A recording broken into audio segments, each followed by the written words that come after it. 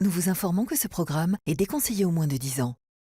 Un hôtel luxueux et décadent sur une île paradisiaque de la Méditerranée.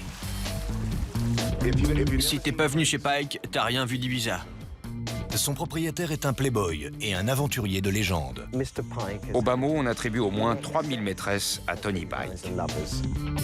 Quand on lui propose de racheter son établissement, Il me proposait 5 millions de dollars en espèces.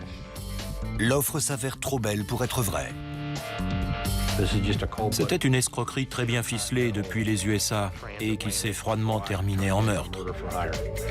Voici une histoire incroyable mais vraie entre Miami et la mer Méditerranée, entre escrocs professionnels, femmes sublimes et avidité. C'est tout de suite dans Crime en haute société.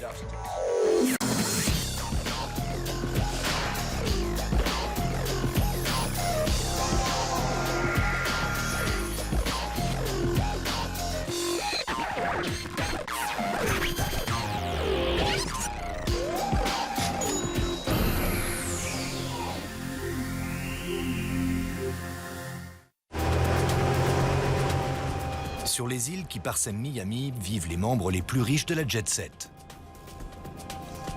C'est un univers de villas luxueuses, de yachts, de belles femmes et d'égos surdimensionnés. Le soir du 16 février 1998, un véliplanchiste trouve le corps sans vie d'un homme sur une plage de Key Biscayne. La victime a reçu 2 balles dans la tête. La première balle a été tirée à quelques mètres derrière et la seconde à bout portant dans la nuque, comme une exécution.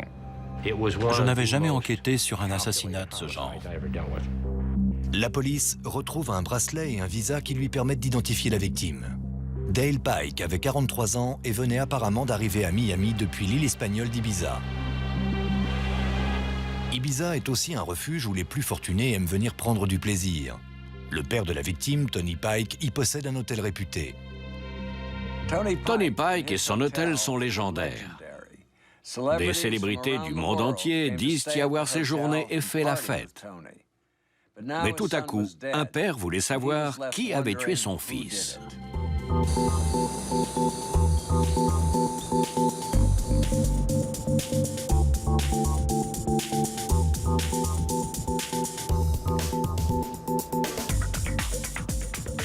Cela fait des décennies qu'Ibiza est un lieu de villégiature privilégié des riches et célèbres en quête de plaisirs en tout genre. Les plages y sont belles, les boîtes de nuit toujours ouvertes et les substances illicites y abondent. Sur cette île, synonyme de décadence et d'excès, Tony Pike était le roi de la fête. Enchanté. J'avais 9 championnes islandaises autour de moi. Après la photo, elles se sont mises à l'aise. C'est une légende. Son hôtel a accueilli des stars du rock Ça, c'est Bon Jovi. Là, c'est Julio Iglesias. et de riches jet-setters en quête de rencontres. Si vous étiez un peu connu, vous deviez séjourner chez Tony Pike. Les fêtes que Tony Pike a données en l'honneur de Julio Iglesias ou Freddie Mercury duraient des nuits entières. C'était la bonne époque, mais c'était fou. Tony Pike n'est pas né avec une cuillère en argent dans la bouche. Il a grandi pauvre en Angleterre avant de s'engager dans la marine à 14 ans. J'ai pris 12 cm la première année en mer, juste parce que je mangeais à ma faim. À 19 ans, il s'installe en Australie avec sa femme qui lui donne 2 fils, Dale et Bradley. Mais la vie conjugale n'est pas son fort. Il part faire le tour du monde, allant d'aventure en aventure et de femme en femme. Il est photographe en Afrique ou capitaine de bateau en Thaïlande. En 1974, Tony se retrouve seul en mer sur un radeau avec un mannequin. Elle m'a dit que mourir en mer ne l'aurait pas dérangé si elle avait pu m'épouser avant. Alors je lui ai dit qu'en tant que capitaine de navire, je pouvais prononcer un mariage.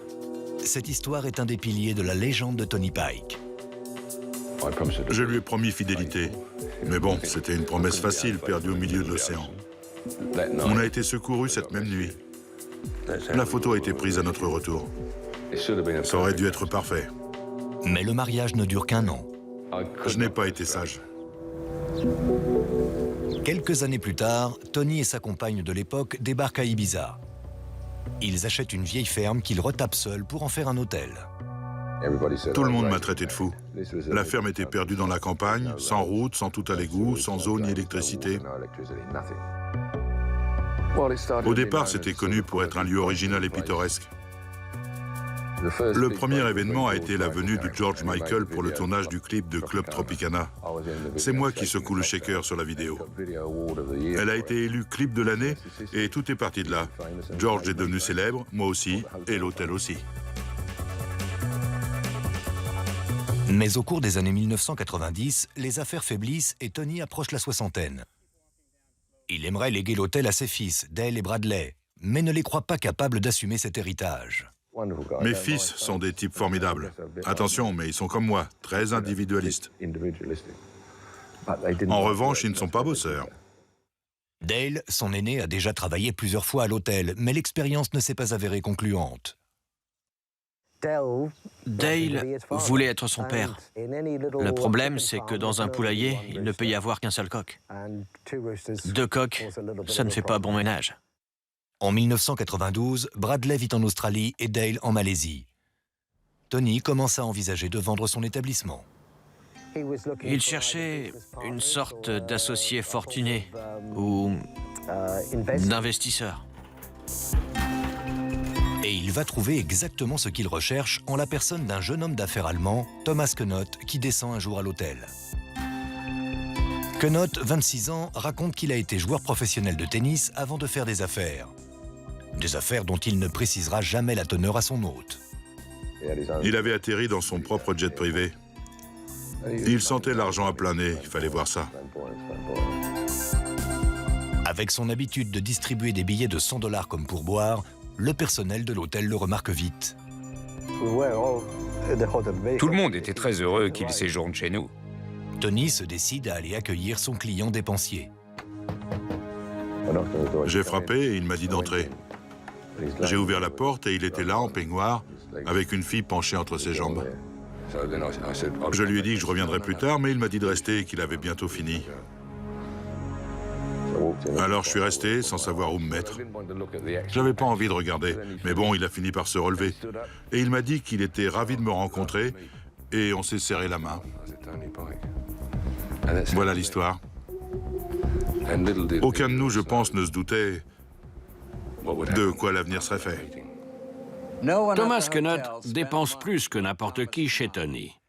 Il ne boit que le champagne le plus onéreux et vit dans la suite la plus chère. À ses côtés, Tony Pike a vite oublié ses années noires en Australie quand il courait après le moindre sou. Tony a pris Thomas sous son aile et d'après ce que nous savons, il le présentait à ses amis et ses connaissances comme un de ses fils, tout simplement. J'étais assez vieux pour être son père. Et contrairement à mes fils qui n'avaient pas fait grand-chose de leur vie, Thomas avait déjà très bien réussi.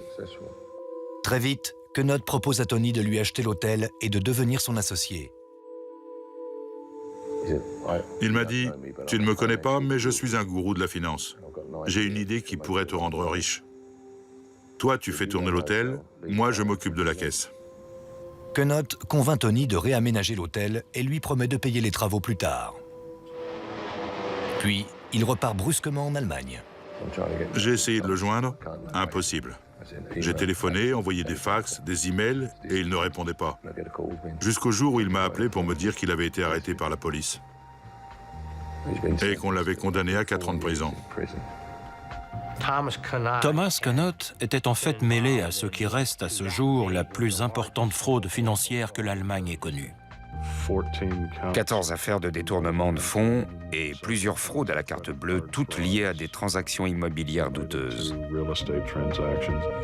Si une personne avec qui je dois faire affaire était mise en prison pour fraude, je serais plutôt soulagé d'avoir échappé au pire. Mais Tony se revoyait jeune homme en Thomas Knoth. Il l'appréciait et cette faiblesse allait malheureusement s'avérer dramatique. Allô? En 1997, Thomas Knoth ressurgit dans la vie de Tony Pike. Knoth vient de sortir de prison en Allemagne après y avoir passé 3 ans pour fraude. Il s'est installé en Floride et aimerait revoir Tony. Il m'a supplié de venir le voir, qu'il paierait tout, l'avion, la limousine pour venir me chercher. En novembre, Tony laisse sa 4e femme à Ibiza et décolle vers Williams Island, près de Miami. Quand je suis arrivé là-bas, j'ai tout de suite compris que j'étais dans un autre monde. C'était évident. Un vrai petit ghetto de riches. C'était un endroit agréable. C'est un quartier ultra protégé et exclusif. On l'a parfois surnommé la Côte d'Azur floridienne. Williams Island a été construite pour les riches. Knott prétend y travailler dans l'immobilier et semble dans son élément. Malgré la prison, il n'a rien perdu de son aura. Son appartement était rempli de pin-up blondes légèrement vêtues qui se promenaient autour de vous comme si de rien n'était. Tony s'installe chez son hôte, qui l'abreuve de plaisirs divers et variés. Ils sortaient sur South Beach, dans des restaurants luxueux. Ils écumaient les bons quartiers de la ville. Et à chaque fois, Thomas réglait la note. C'était un hôte incroyable. Je n'avais même pas le droit de lui payer un verre. Il me l'interdisait. En gros, Knott menait, comment dire, une véritable opération de charme sur Tony. Et bien entendu, le jeune homme reparle de son idée de s'associer avec Tony pour gérer l'hôtel. Malgré son passé criminel récent, Tony accepte l'offre. C'était un brave garçon un peu fou. Tony croyait énormément en Thomas Knott. Énormément. Mais un nouveau joueur va entrer dans la partie. Je nageais dans la piscine et j'ai remarqué ce type chauve qui jouait avec ses 2 enfants. Cet homme, c'est Enrico Forti, un homme d'affaires italien. Ses amis l'appellent Chico. Il est marié à un ancien mannequin, Heather, qui lui a donné 2 filles. Ancien champion de planche à voile en Italie, Forti s'est lancé dans les affaires. D'abord comme producteur de télévision pour la chaîne sportive ESPN, puis dans l'immobilier. Quand je l'ai rencontré, il possédait plusieurs appartements à Williams Island pour une valeur de plusieurs millions de dollars. Paul Steinberg est un ancien sénateur américain. Il est l'avocat et l'ami de Forti. Il avait des relations. Il connaissait personnellement le prince régnier de Monaco. Je l'ai vu l'appeler en ma présence une fois. Tony et Chico deviennent amis et très rapidement, l'hôtel est au centre de leur discussion. Tony Pike perdait de l'argent.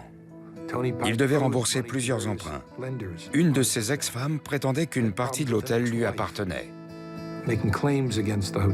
Chico était un promoteur dans l'âme, alors il lui a proposé son aide. Les 2 hommes d'affaires vont rivaliser de cadeaux pour s'attirer les faveurs de Tony. Chico m'a demandé si j'avais une voiture et je lui ai répondu que non. Le soir même, je buvais l'apéritif chez Thomas quand Chico a débarqué et m'a lancé un trousseau de clés. C'était celle d'une Rolls-Royce.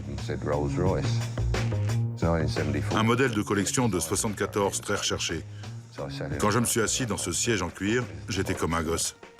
Quand Knott voit la voiture, il surenchérit. Il m'a dit, t'as pas besoin d'une vieille Rolls, il te faut une voiture neuve. Qu'est-ce qui te ferait plaisir? Je lui ai dit que j'avais toujours rêvé de conduire un coupé Mercedes et il m'a dit qu'il allait m'en acheter une. Quand j'ai dit à Chico que Thomas m'avait acheté ce coupé, il m'a demandé si je ne préférais pas une Bentley décapotable. C'était le top du top à mes yeux. Ces 2 hommes d'affaires ont dépensé sans compter pour impressionner Tony Pike, qui profitait du moment.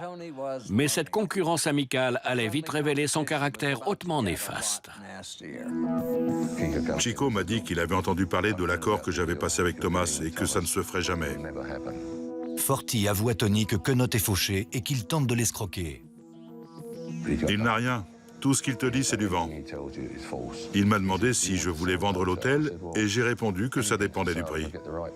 Il m'a demandé combien et j'ai dit que je ne descendrais pas en dessous de 5 millions de dollars. Et il a dit banco. Dans cet accord, Tony reste gérant et Forti devient le gestionnaire. Tony gardait tous ses privilèges et Enrico Forti devait lui verser plusieurs millions. Pour l'éloigner de Knott, Forti installe Tony dans un appartement près du sien. Peu de temps après, Tony tombe malade. C'est une rechute d'une maladie tropicale qu'il avait contractée lors d'un séjour dans le Pacifique. Il a de la fièvre, il est vulnérable. Je n'étais pas moi-même, j'étais sous médicaments. Une nuit, Forti a débarqué chez moi pour me faire signer des documents. J'avais pris des somnifères et bu de l'alcool. J'ai signé 13 documents. À Ibiza, le directeur de l'hôtel, Antonio Fernandez, commence à s'inquiéter. On avait beaucoup de difficultés à avoir Tony au téléphone. Fernandez soupçonne Forti de quelque chose et veut en alerter Tony. Je me souviens lui avoir dit de ne rien signer et de ne prendre aucune décision définitive avant d'en avoir parlé à ses fils. Je n'ai écouté personne. J'étais tout seul et je ne voyais pas en quoi il pourrait m'aider. À Miami, Tony égare certaines de ses cartes de crédit. Il demande à Fernandez de lui en envoyer de nouvelles chez Thomas Knott. À chaque fois que je lui envoyais une carte de crédit, elle n'arrivait jamais. Et plus tard, on s'est aperçu que son compte en banque avait été vidé. Après 2 semaines aux États-Unis, Tony rentre à Ibiza et découvre qu'il a un découvert de $100 000 sur son compte bancaire. Il comprend que Forti a dit vrai et que Thomas Knott l'a escroqué. Knott avait pris les numéros de carte de crédit et payait divers achats courants avec. Tout l'argent qu'il dépensait pour faire plaisir à Tony, à ses amis et à lui-même était celui de Tony. Je me suis senti tellement bête après coup, mais là-bas, il me couvrait de cadeaux. Il me flattait. Pendant ce temps, Forti arrive à Ibiza pour conclure l'achat de l'hôtel de Tony et lui promet de l'aider à récupérer l'argent que Knott lui a dérobé. La vente se fait en quelques heures. Ils avaient l'air très heureux d'avoir conclu l'affaire. Ensuite, Chico Forti m'a donné $100 de pourboire et m'a dit « À partir d'aujourd'hui, Monsieur Pike est le gérant de l'hôtel, mais le patron, c'est moi. » Cette fois, Fernandez réagit. Il appelle les 2 fils de Tony, Bradley et Dale, tous 2 en Australie, et leur dit que leur père est en train de se faire escroquer. Le directeur leur a dit qu'il fallait qu'au moins l'un d'eux vienne aider leur père à démêler ses problèmes financiers, car il pensait qu'il était en train de se faire arnaquer. C'est Dale qui décide de rentrer. Mais quand il arrive à Ibiza, Forti est déjà reparti. Il m'a dit qu'il y avait un truc louche, et je lui ai répondu de ne pas se mêler de choses qu'il ne comprenait pas. Je n'avais jamais su lui accorder le moindre crédit. C'était un gosse pour moi. Dale convainc tout de même son père de rencontrer à nouveau Forti et Knott pour mettre les choses au clair. Il décide de prendre un avion pour Miami le 14 février. Mais au dernier moment, Tony ne peut pas voyager. Dale part tout seul. Son père doit le rejoindre quelques jours plus tard. Dale avait le sentiment qu'on abusait de son père et comptait bien mettre fin à ses manigances. Et c'est ce qu'il a essayé de faire. Il ne m'avait pas dit ce qu'il comptait faire, sinon je l'en aurais empêché. Dale Pike n'avait jamais réussi à égaler son aventurier de père jusqu'alors. Il avait une chance de faire ses preuves, mais il allait en payer le prix fort.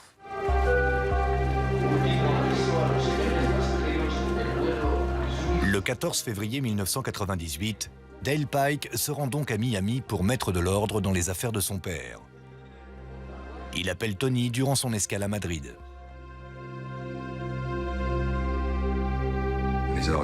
Il voulait me prévenir que son vol avait eu 1 heure de retard, mais qu'il allait embarquer. Il comptait m'appeler une fois à Miami, mais il avait eu envie de me dire qu'il m'aimait. Je lui ai répondu « Je t'aime aussi, fils ». Voilà les derniers mots que je lui ai dit.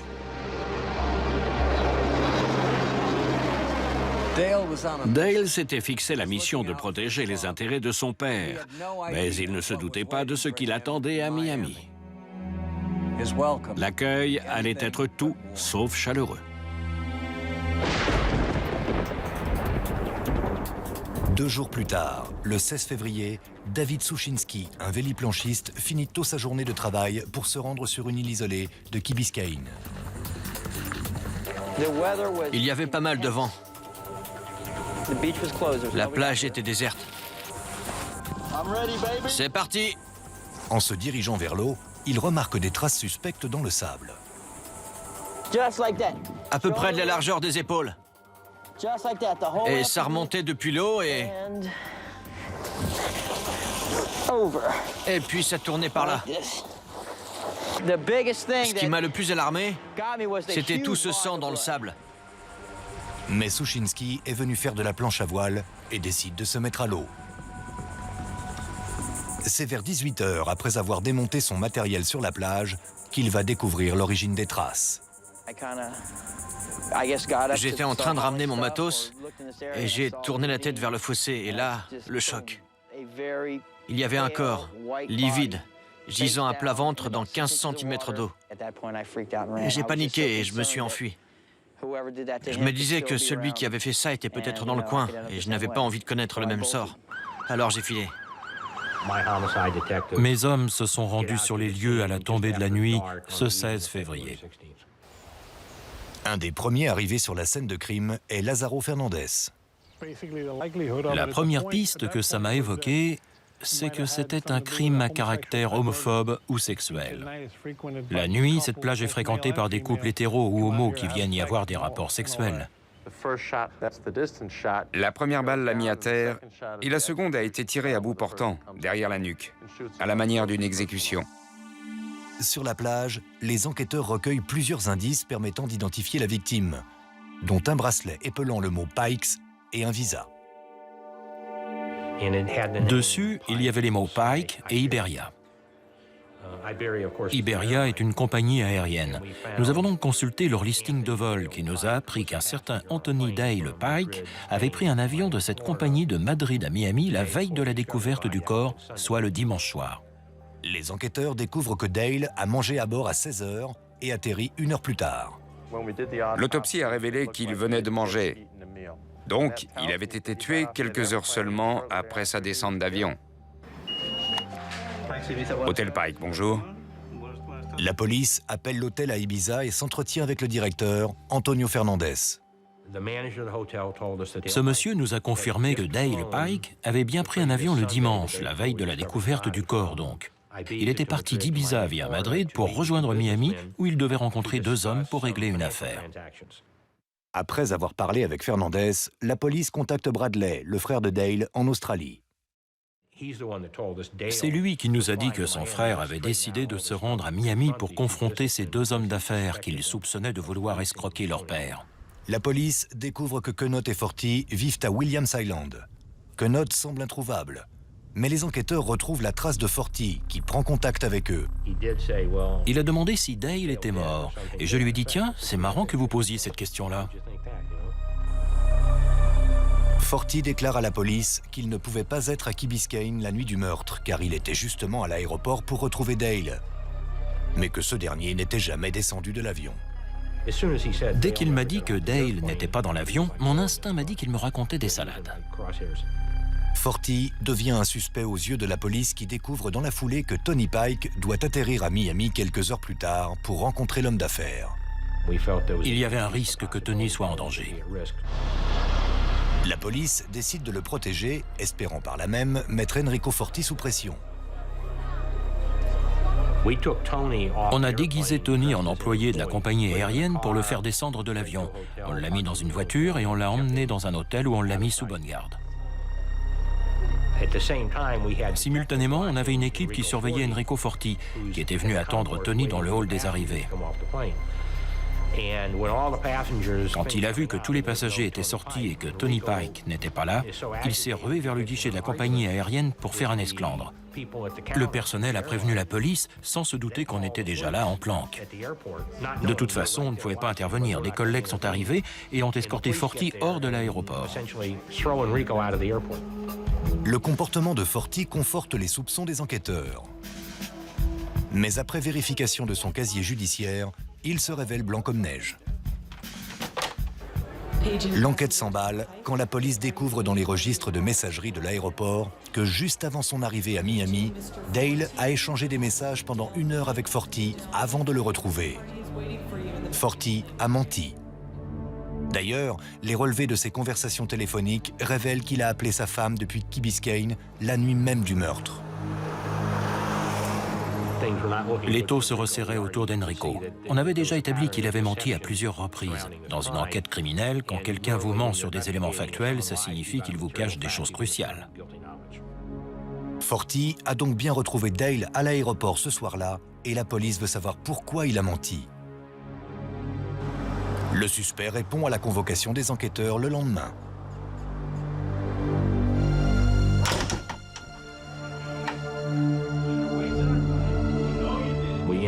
L'interrogatoire a duré un moment. Il n'a pas craqué. Alors on lui a sorti les registres de l'aéroport qui prouvaient qu'ils s'étaient vus. Là, il nous a raconté que Dale devait se rendre dans une fête. Alors on lui a montré qu'on savait qu'il avait passé plusieurs coups de fil non loin de l'endroit où le meurtre avait eu lieu. Il a fini par nous dire qu'il n'avait plus de raison de nous mentir. Il nous a avoué ne pas pouvoir parler car il était en affaire avec un certain Thomas Knott, un criminel allemand qui menaçait de tuer sa famille s'il se mettait à table. Quand un enquêteur parvient à prendre un suspect dans son étau, il ne le lâche plus. La garde à vue allait durer des heures. La police pouvait se le permettre. Elle savait que Forti finirait par craquer. Après 10 heures d'interrogatoire, Enrico Forti cède enfin. Il accuse Thomas Knott d'avoir fomenté le meurtre de Dale Pike. Knott lui aurait dit « Il doit disparaître. Si tu veux t'en sortir et protéger ta famille, amène-le-moi. » Forti prétend n'avoir fait que suivre les consignes de Knott sans savoir ce qu'il projetait. John Campbell se souvient de la déposition de son suspect. Enrico est venu récupérer Dale Pike à l'aéroport et l'a emmené dans un restaurant qui se trouve non loin du lieu du crime. Il l'a déposé sur le parking du restaurant à hauteur d'une voiture blanche conduite par un colosse allemand du nom de Hans. Là, il a dit à Dale de monter dans la voiture avec l'autre individu. Et c'est la dernière fois qu'il l'a vu vivant. La police enquête sur Thomas Knott et ce qu'elle découvre concorde avec les déclarations d'Enrico Forti. Il avait été condamné en Allemagne. C'était un escroc avéré qui vivait d'arnaque. Il volait des particuliers comme des institutions publiques ou privées. Les enquêteurs découvrent que Knott a dérobé $100 000 à Tony Pike en lui volant ses cartes de crédit. Et lors de la perquisition à son domicile, il découvre un fusil de chasse et une facture pour un pistolet de calibre 22, tous deux au nom de Thomas Knott. C'était un indice déterminant car l'arme utilisée pour tuer Dale était un pistolet de calibre 22. Mais la police ne parvient pas à mettre la main sur l'arme, ni sur Knott. Elle traque son téléphone portable, mais le suspect ne reste jamais assez longtemps en place pour être localisé, jusqu'à ce qu'il passe plusieurs appels depuis South Beach. Cette fois, on avait de quoi quadriller le quartier. La police interpelle Thomas Knott sur South Beach. Il vit dans sa voiture et n'a qu'un billet de $20 en poche. Le soi-disant escroc génial vit de soda et de biscuits apéritifs achetés à l'épicerie du coin. Knott nie toute implication dans le meurtre de Dale Pike et déclare même avoir un alibi. Thomas Knott recevait à dîner chez lui la nuit où Dale Pike a atterri à Miami. 7 témoins pouvaient confirmer sa présence parmi eux.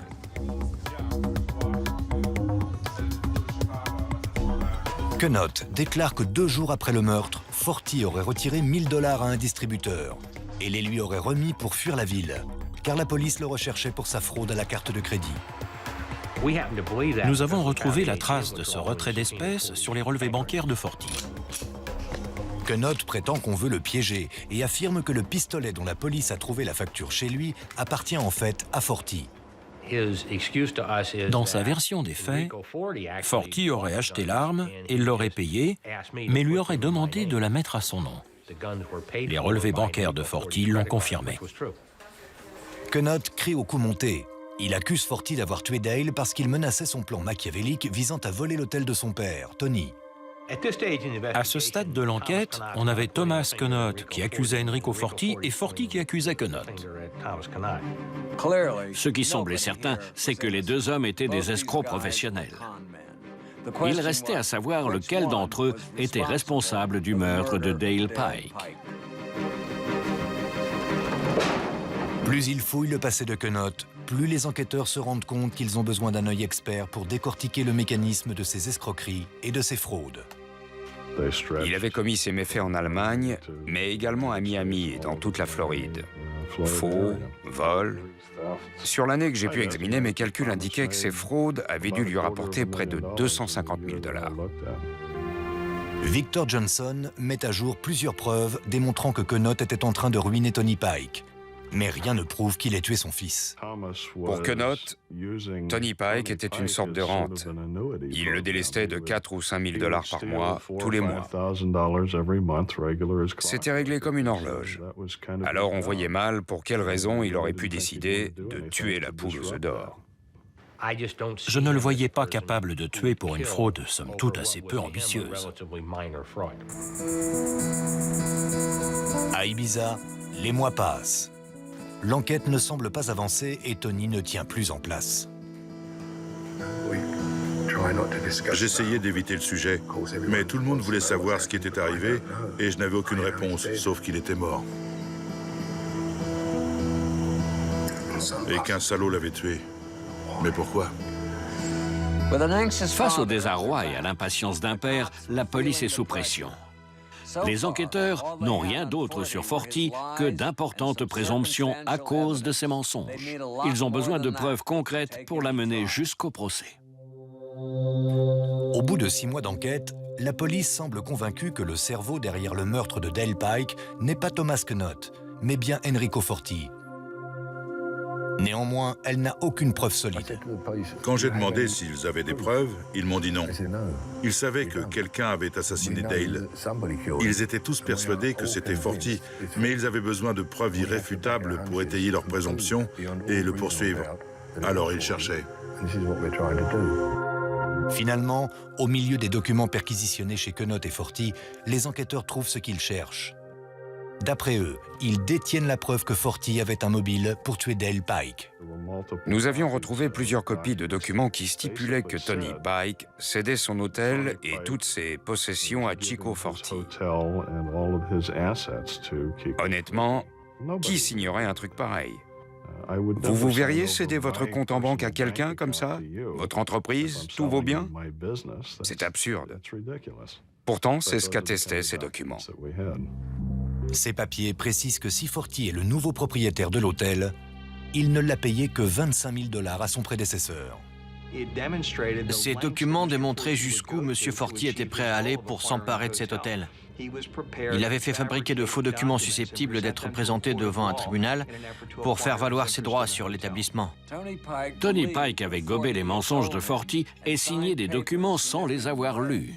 Forti lui avait volé son bien sous son nez sans qu'il se rende compte du stratagème. Pourquoi j'aurais fait ça après avoir consacré 25 ans de ma vie à cet endroit et y avoir englouti toutes mes économies? À force de récolter des témoignages à Williams Island, la police découvre l'autre visage d'Enrico Forti, celui d'un homme aux affaires plutôt troubles. Il a notamment projeté d'acheter la maison bateau où Andrew Cunanan, l'assassin de Gianni Versace, s'était suicidé. Chico était sûr qu'un film serait tourné sur cette histoire et à ses yeux, la maison était un élément de décor qui pouvait rapporter très gros à son propriétaire. Mais la maison avait coulé dans la marina où elle était amarrée juste avant que l'affaire ne soit conclue. John Campbell découvre ensuite que Forti a commis plusieurs fraudes immobilières à Miami. Puis il rencontre un informateur qui lui révèle que Forti avait une dent contre un avocat qui l'avait poursuivi. Cet informateur affirmait qu'Enrico Forti l'avait engagé pour tuer cet avocat. Et il nous a décrit un plan d'action qui présentait des similitudes troublantes avec celui qui avait abouti au meurtre de M. Pike. Si la police ne peut prouver que l'informateur dit vrai, elle estime disposer d'un faisceau d'éléments suffisants pour croire Forti capable de tuer. Mais sans preuve concrète, le dossier ne peut passer l'épreuve du tribunal. La première fouille du véhicule du suspect n'avait rien permis de trouver. Forti l'avait vraisemblablement nettoyé de fond en comble le lendemain du meurtre. On a décidé d'inspecter le véhicule une seconde fois, même si on l'avait déjà démonté pièce par pièce. On a envoyé un échantillon de sable trouvé sur le support du crochet de remorquage pour analyse. Honnêtement, je n'avais aucun espoir que ça donne quoi que ce soit de probant. Les analyses prennent 2 mois, car les scientifiques doivent comparer l'échantillon avec le sable de toutes les plages de Miami. John Campbell finit par recevoir des résultats. L'échantillon que nous avions envoyé pour analyse était, d'après l'expert, similaire à un autre que nous avions prélevé à 15 mètres du corps. La police tient sa preuve. Forti était bien présent sur le lieu du crime. C'était une preuve irréfutable à nos yeux. Avec ça, on avait enfin une réponse sur le meurtrier présumé. Les services du procureur ont assez de preuves pour inculper Enrico Forti du meurtre de Dale Pike, mais ignorent si leur dossier suffira à convaincre un jury populaire de le condamner. Quelques grains de sable, certes, mais pas d'armes du crime, ni de témoins ou d'éléments liant directement Forti au crime en question. Faire condamner l'assassin de Dale Pike s'annonçait particulièrement compliqué. 2 ans après le meurtre de Dale Pike, Thomas Knott et Enrico Forti sont entre les mains de la police. Forti est accusé du meurtre. Quant à Thomas Knott, il encourt jusqu'à 15 ans de prison pour avoir escroqué $100 000 au père de la victime, Tony Pike. La police a alors proposé un marché à Knott qui s'est empressé de saisir la balle au bond. Il a accepté de livrer des informations sur Forti et de témoigner contre lui en échange d'une réduction de peine. Mais la police avait-elle assez d'éléments à charge en plus de son témoin majeur? Jusque-là, le dossier ne reposait que sur de fortes présomptions. Or, cela convainc rarement des jurés. On avait vraiment trouvé tout ce qu'on pouvait sur Enrico Forti. Et à nos yeux, ça suffisait pour l'inculper et le faire comparaître devant un jury. Au tribunal, les témoins s'enchaînent à la barre et le procureur Reed Rubin dresse le portrait de Forti, escroc froid et implacable, devenu un meurtrier. À quelques semaines près, son escroquerie aurait été un succès. Mais Dale Pike et ses questions insistantes étaient arrivés comme un grain de sable dans l'engrenage. Dale était descendu de l'avion et Forti l'avait emmené en voiture. Il y avait forcément quelqu'un dans le coup pour l'aider à maîtriser sa victime. Parce que pour atteindre la plage en question, il faut emprunter des routes isolées et mal éclairées. Dale a forcément commencé à se douter de quelque chose. Dale s'est mis à courir pour échapper à son agresseur et la première balle l'a touché à l'arrière du crâne. Il est tombé par terre et là, le tueur s'est approché de lui a collé le canon contre la nuque et il a tiré. Il l'a ensuite déshabillé, puis traîné depuis la plage avant de le jeter dans un fossé. L'ironie de l'histoire, c'est que vers 19h30, quand il passe son coup de téléphone près de l'endroit où le corps a été trouvé, Forti dit « Je ne sais pas qui est ce Dale Pike, mais il n'est jamais descendu de l'avion. Il a dû rester en Espagne. » Pourquoi M. Forti a-t-il affirmé aux enquêteurs de la police qu'il n'avait pas vu Dale Pike alors que c'était faux? À moins qu'il n'ait su qu'on ne le reverrait jamais vivant.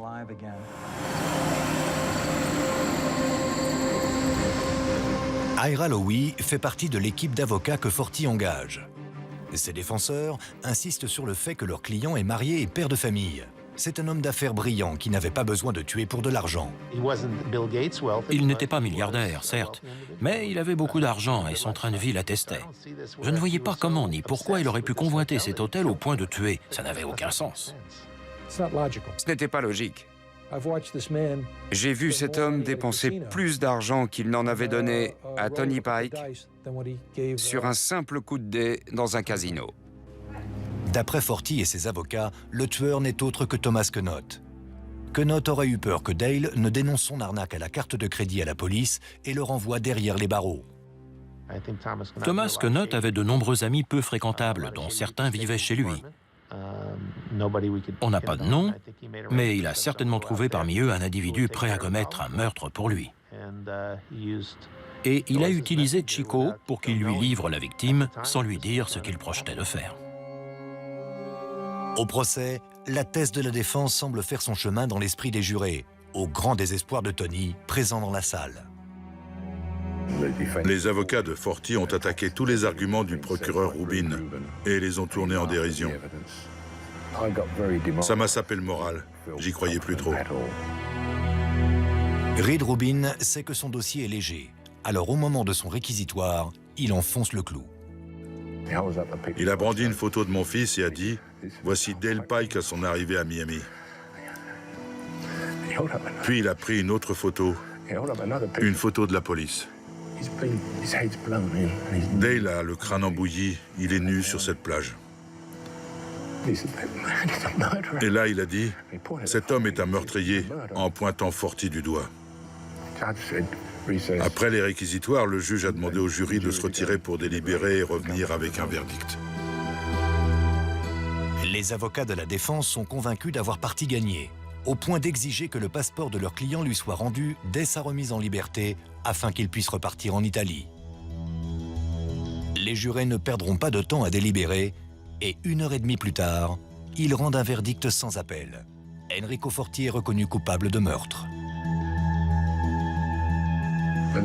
Je peux vous assurer qu'à l'annonce du verdict et après la confirmation du juge, j'ai ressenti un soulagement indescriptible. Forti est condamné à la prison à perpétuité. Il a depuis créé un site internet pour obtenir un soutien moral et financier afin de faire appel. Je suis soulagé. Tony Pike dirige toujours son hôtel à Ibiza où la clientèle est beaucoup moins sulfureuse. Un an après la fin du procès, alors âgé de 68 ans, il a épousé sa 5e femme, Dunia, âgée d'une vingtaine d'années. Les cendres de son fils sont enfouies sous un olivier planté à l'entrée de l'hôtel. Pour lui, l'affaire reste ouverte. Malgré le temps, je ne peux toujours pas parler de Dale sans avoir la voix qui tremble. Ma femme me dit de tourner la page et de ne plus vivre dans le passé, mais je n'y arrive pas. Je veux savoir qui d'autre est responsable. J'en ai besoin. Nous ne saurons jamais avec certitude si Thomas Conneaut est l'individu qui a aidé Enrico Forti à assassiner Dale Pike ou s'il a agi avec quelqu'un d'autre. Mais nous sommes certains qu'il a eu un complice. À mes yeux, s'il reste à Enrico Forti une dernière bonne action à accomplir, c'est de nous aider à mettre la main sur son complice dans cette affaire. Les services du procureur ont offert une réduction de peine à Forti en échange du nom de ce complice dont personne ne doute de l'existence. Mais à ce jour, Forti garde le silence. Ce que j'ai perdu, aucune somme d'argent ne peut le remplacer, ni rien d'autre. Quoi qu'il lui arrive, Forti l'a mérité. Peut-être que l'unique gagnant de toute cette histoire est le mystérieux Thomas Conneaut. Il a passé 3 ans dans une prison de Miami avant de rentrer en Allemagne. Quant à Tony Pike, il poursuit sa quête de justice. Ce dossier est clos. C'était Dominique Dunn. Merci de nous avoir suivis.